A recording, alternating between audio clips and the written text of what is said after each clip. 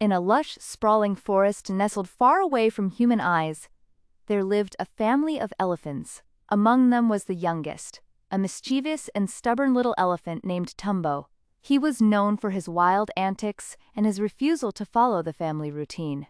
Tumbo was energetic and curious, but his rebellious nature often caused concern for his parents, Mama and Papa Elephant. One sunny afternoon, as the family prepared for their daily walk through the forest, Mama Elephant called out, "Tumbo, darling, where are you? We're going for a walk." The other elephants were excited, trumpeting and swaying their trunks in anticipation. Tumbo, however, was not impressed.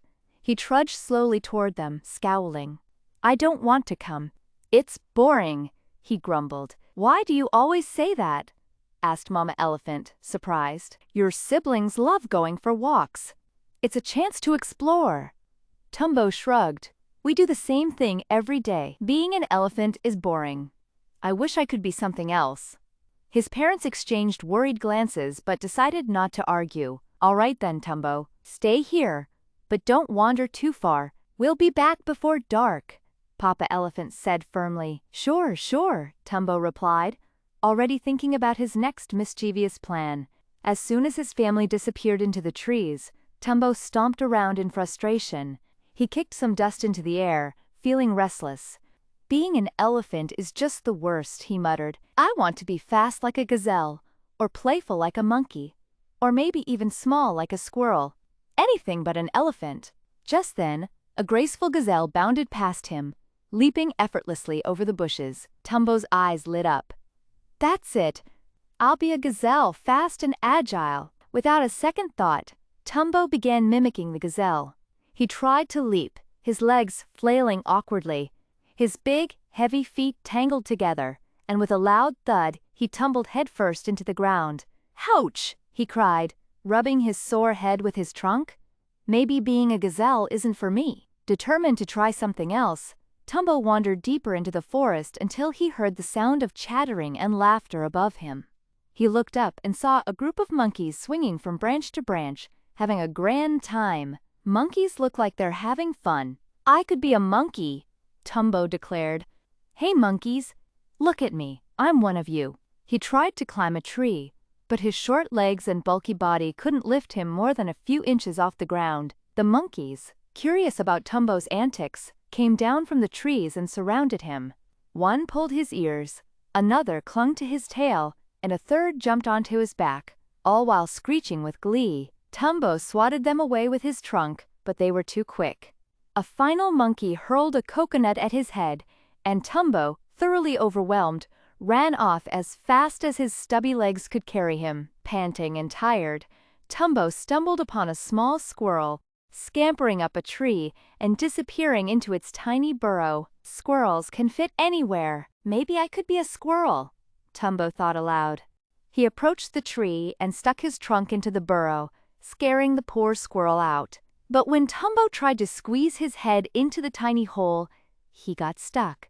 Panicking, he tugged and tugged until finally, with a loud pop, his head came free. "Squirrels are way too small for me," he muttered, rubbing his sore head again. By now, Tumbo was far from home. He felt a twinge of regret for leaving his family behind, but his pride kept him moving forward. Soon he saw a bright parrot flying gracefully from tree to tree.